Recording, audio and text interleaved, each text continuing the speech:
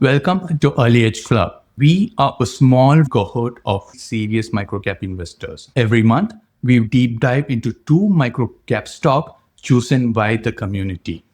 We are keeping this group small intentionally to preserve the quality of discussion and make a real personal connection. If that sounds like the kind you want to be part of, fill out the short form linked in the description and we will reach out to you soon. Today's section is divided into understanding first the business model, the industry, and then we use our 20-factor scoring, and finally our take on valuations and risk. Just to be clear, this is not an investment advice. Our goal is to help you invest smarter and safer and not tell you what to buy. So today we are going to take a deep dive into Landmark Global Learning Ltd, previously known as Landmark Immigration Consultants Ltd.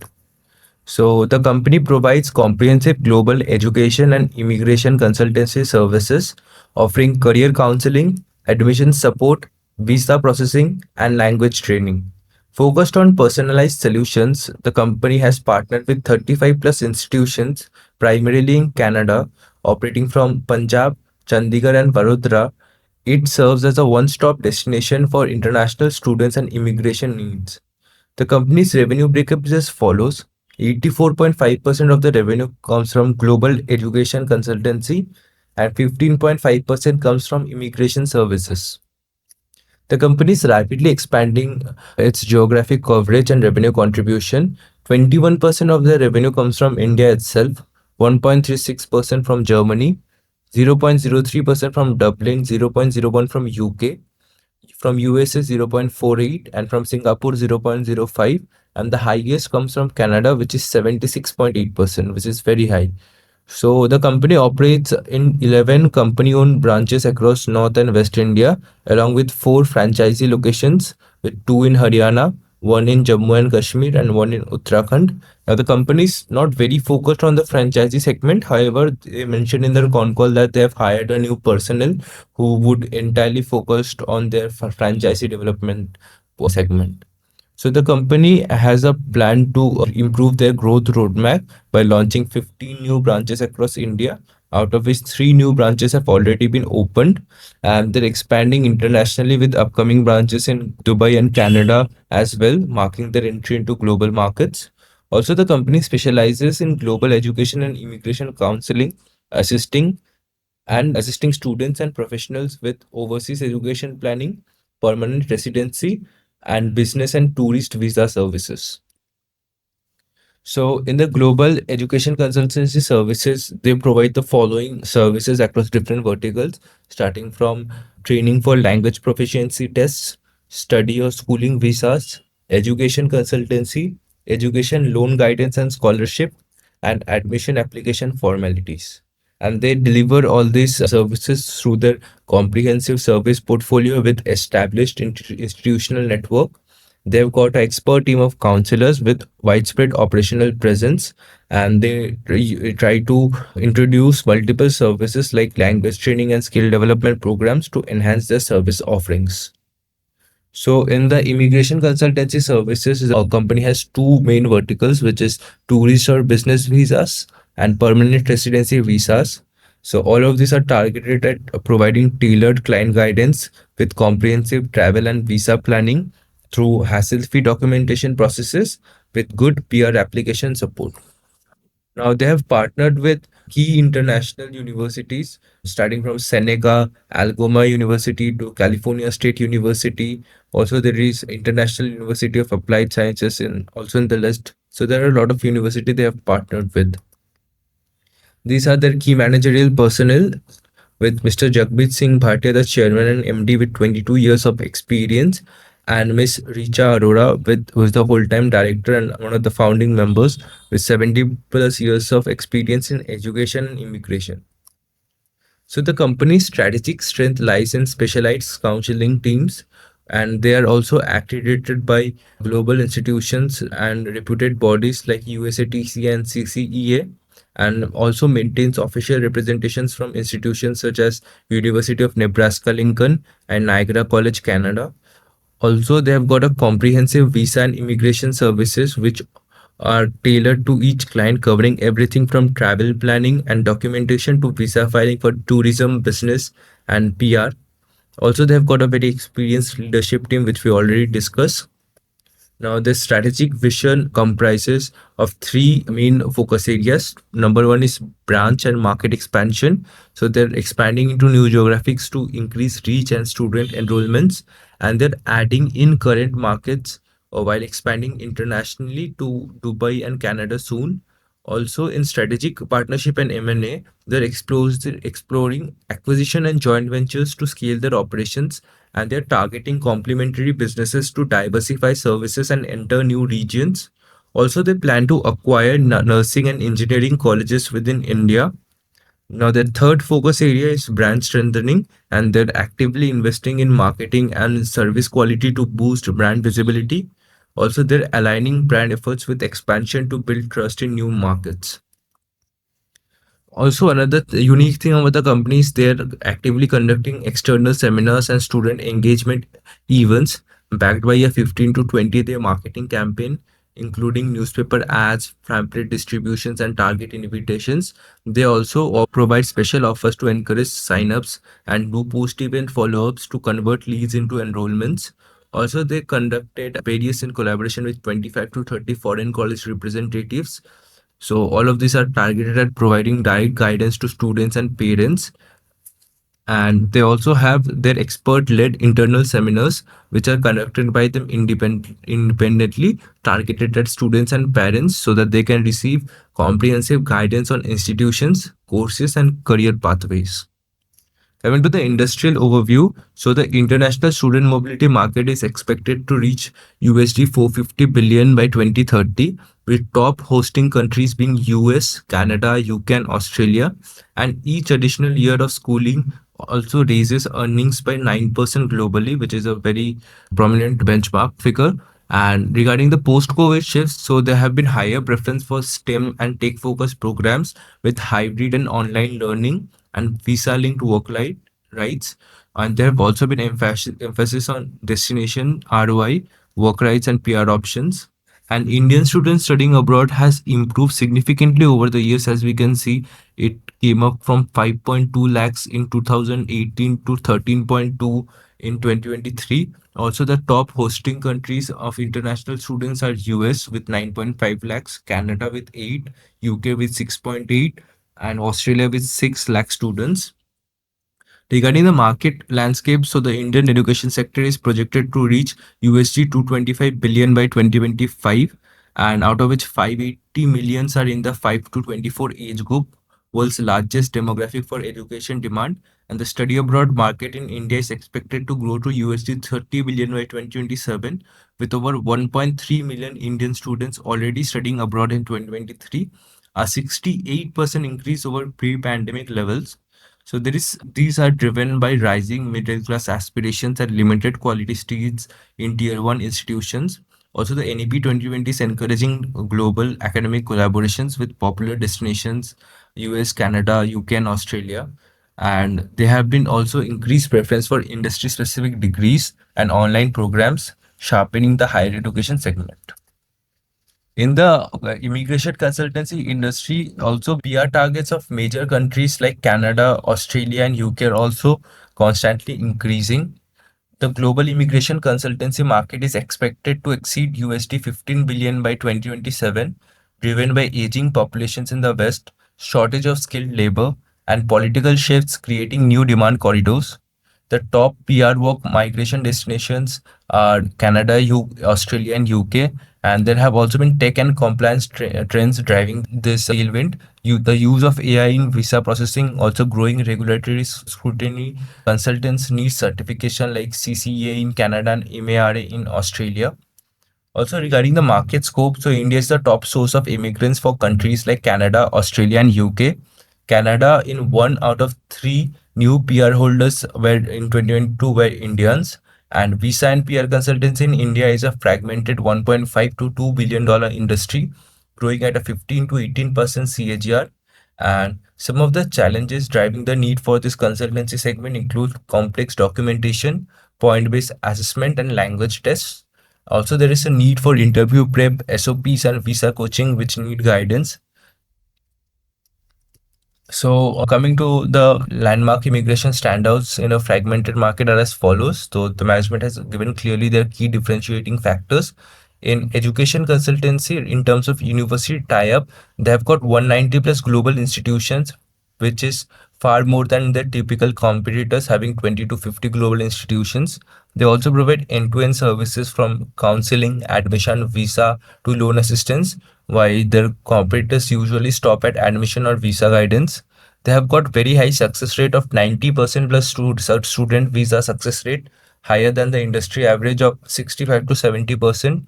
And they also have a CRM driven lead management and follow-ups, which is much better than their typical competitors. And they also provide in-house training centers for IELTS and language prep, which is generally outsourced or unavailable for their other competitors. Regarding the immigration consultancy segment, so they provide PR process support through full spectrum facilities like ECA, IELTS, SOPs, interview prep, while their competitors provide partial services only. Regarding visa categories, they have student, tourist, PR, business, and dependent visas, which is limited to 1 to 2 categories for their competitors. Also, they have got multiple global accreditations, which is not the ideal for their competitors. And they've got 1000 plus PR clients handled annually, which is often less than 200 per year for others. And their compliance and documentation in terms of legal vetting, document review, and SOP drafting is quite good, which is incomplete or unverified processes for their competitors. Their key financial metrics are as follows. As we can see, their revenue numbers have shown a significant rise from 2023 to 2024. However, it stalled a bit in 2025, but we can see the margins are still pretty good in terms of EBITDA and EBITDA margins. Same for PAT margins as well. Also, the ROE and ROC has declined a bit as compared to last year. Did this happen because of the rapid expansion plans? Now, coming to the Concall highlights, so Landmark holds exclusive partnerships with 4 to 6 universities and direct tie-ups with 150 plus universities worldwide. This strategic vision includes vertical integration, acquiring a domestic college, and launching pathway programs and adding AI-based assessment services. Their industry is growth is driven by 1.3 million Indian students growing abroad in 2024 with a CAGR of 10% till 2030, and their advertisement and marketing expense is 20% of revenue with heavy focus on seminars and digital campaigns. Also, Canada contributes majority of revenue, but the diversification is ongoing with expansion in UK, Germany, Australia, and USA as well. The FY26 revenue target is 60 to 65 crore, maintaining EBITDA margin of 40% and PAT margin of 30% plus. Now, the management is focusing on pan-India presence via new branches and upcoming video counseling platform. The near-term branch opening targets are in Hyderabad, Kerala, UP, Maharashtra, MP, and East India. The revenue model comprises 90% from university commissions on first-year fees, and the rest franchisee share is only 2 to 3%. Also, their competitors include IDP and Canam, and the company's market share is 2 to 3% in consultancy segment, and the peak student intakes are in January, May, and September, and the commission cycle is around 90 to 180 days, which increases their cash conversion cycle as well as their receivable days. Coming to the bull case scenario, so the company has got exclusive tie-ups and direct agreements with global institutions, which create strong competitive barriers and enhance placement credibility. They are operating in a fragmented consultancy market with limited organized players, which offers significant consolidation opportunities. Also, the strategic acquisition of nursing and engineering colleges can create vertical integration and pathway programs. They have got a diversified service portfolio starting from education, immigration, visa, loan to test prep, which increases wallet share per client. And they're planning on leveraging AI for student assessment, fraud detection, and automation, which could enhance efficiency and scalability.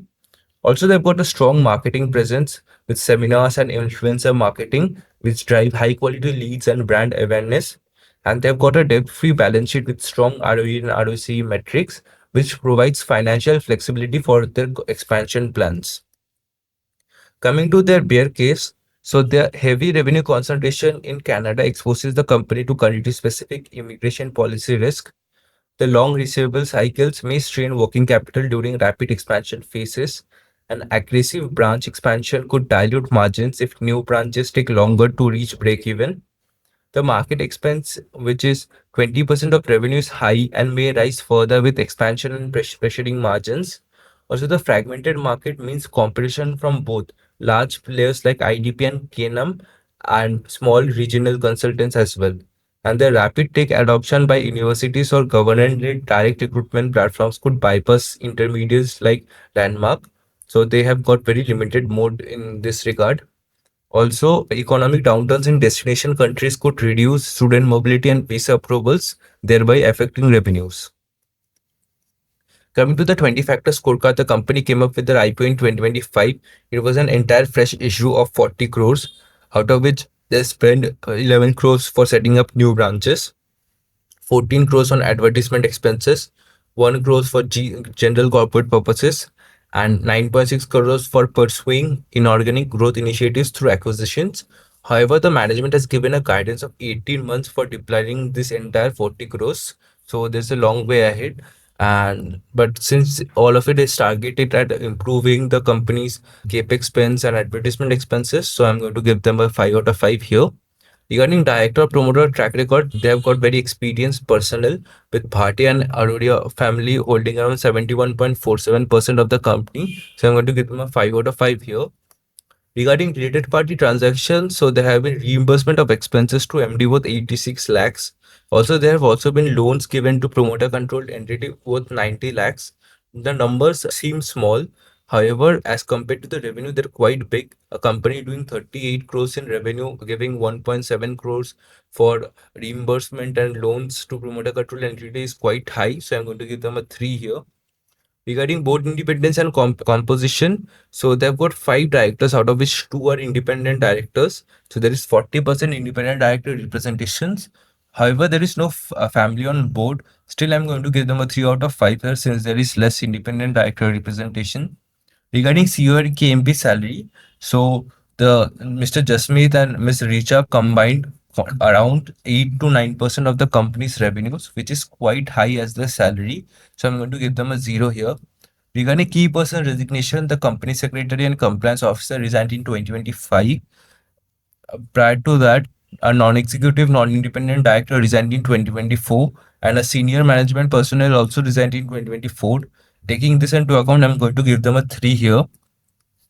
Regarding auditor resignation or change, there hasn't been any changes in auditor in the past 3 years, so I'm going to give them a 5 here. Auditor opinion has been unmodified for the past 3 years, and nothing could be found against the company in terms of regulatory or legal issues.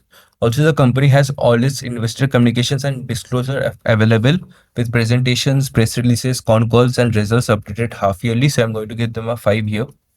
Regarding business concentration risk, so 76.8% of the revenue came from Canada, with top 5 global institutions contributing 52.13% and top 10 global institutions contributing 64.43%, which is quite high. So I'm going to give them a 0 here.